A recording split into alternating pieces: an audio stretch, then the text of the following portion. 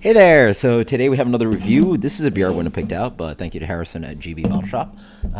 It's so freeing, by the way, in life where I am a person of choice fatigue.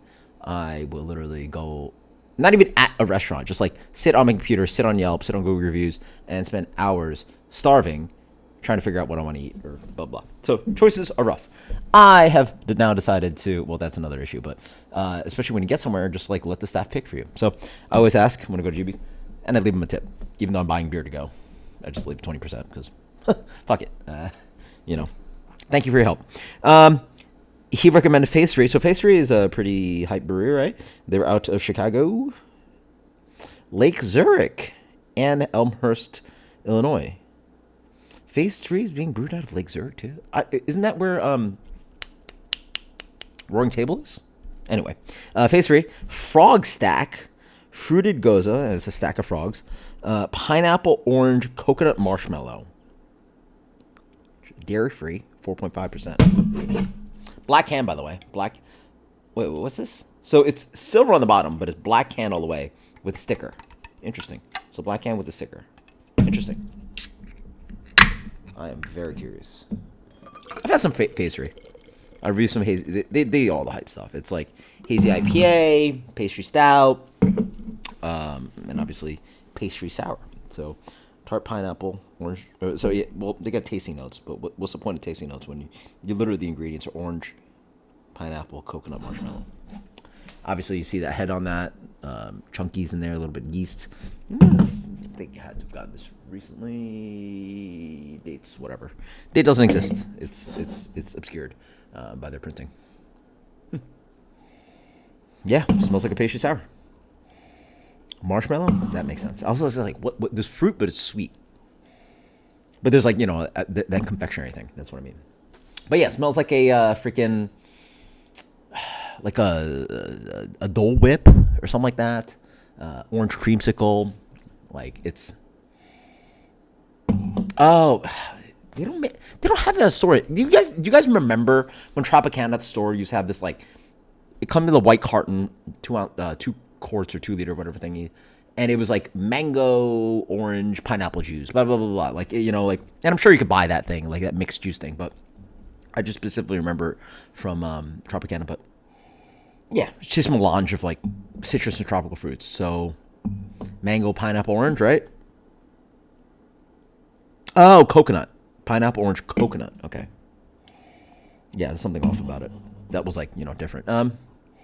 Is it pina colada-y? Yeah, a little bit. And some marshmallow cherries. Okay.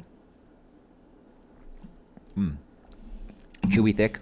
So, not completely a thick boy. Like, sometimes you drink these beers, you're like, boy, this beer has to be like 40% fruit puree, 50% fruit. Like, you're like, what the frick did they? Like how much fruit?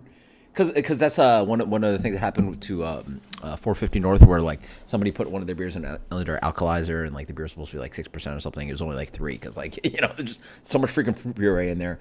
How do you even get to their ABV? This beer sits at 4.5 was what they say. I mean, it's a thick boy. I would easily guess anywhere from, good amount. I was thinking like this beer is like, okay, avoided that issue. Anywhere from 20 to 40% of this beer has to be just fruit, right? Like it's just so chunky and fruity and thick. It's nice. What is it? See, like for me, do you know one of my favorites was Humble Forager. Humble Forager is a fantastic brewery that does this, and this is right up that alley. For me, it generally makes sense when these beers are a little bit more cocktail inspired, because when they're cocktail inspired, they come with a big. By the way, if your life or whatever art, whatever, if you're not stealing, you're not doing it right. Like all the best have already been created before. If you're not borrowing, stealing, finding inspiration, you're not Good luck, but it's going to be hard work for you. That's why I find that the cocktail-inspired pastry sours like these make sense, because the cocktail already exists, and the cocktail's freaking delicious, and therefore it was a cocktail in the first place. There's no cocktail out there that is a pineapple, orange, coconut, marshmallow cocktail. That's no. So what happens here orange, marshmallow, pineapple, coconut. A little bit sticky and cloying. Like orange juice is already okay, a little sweet, but now you sweeten it up even more, right? Like, yeah, yeah. See, now if you add lime juice to it, now we're maybe in the world of tiki cocktails, right? Like, but you've sweetened it up, and the acidity of the orange and the pineapple doesn't really help out enough, nor does the goza base really help out enough. Then again, this is a cheater beer, and it's freaking delicious. And I give a lot of credit to some of these beers because, like, it just doesn't really taste like beer, and it's just freaking delicious. For me, it needs a little bit more balance. On the back end, it's like cloyingly coconutty and vanilla-y. I mean, it's freaking. I mean, again, give this to a non-beer drinker. They're like, what are we even doing here? Like, this is mostly juice and sweetness. Like, it's not even a beer in most people's minds.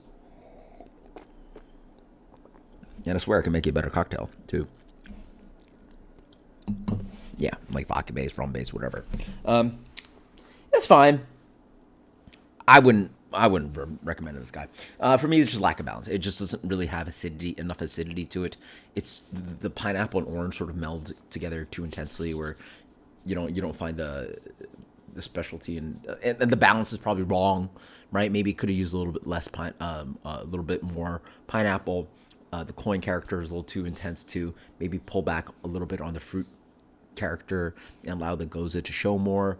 It's also a little cloying, yeah. So it's fine. And again, I've given these beers like A pluses. So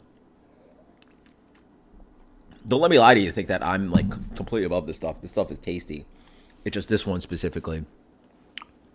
It's still really good, by the way. Like a really good version of this. I'm like, full impression. Screw you.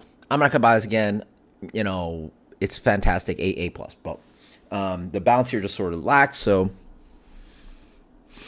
High impression. I mean, these things are just like, it's a cheater code. Like then again, like, should I really get beers like this cheater code beers like worth a good value of rating? It's just what goes in my mouth, and it tastes good.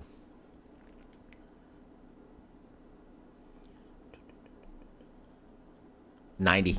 Sure. Let me think about it again.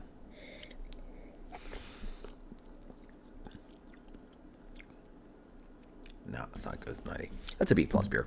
That's an 87. 87 Frog Stack Fruit Goza from Pastry.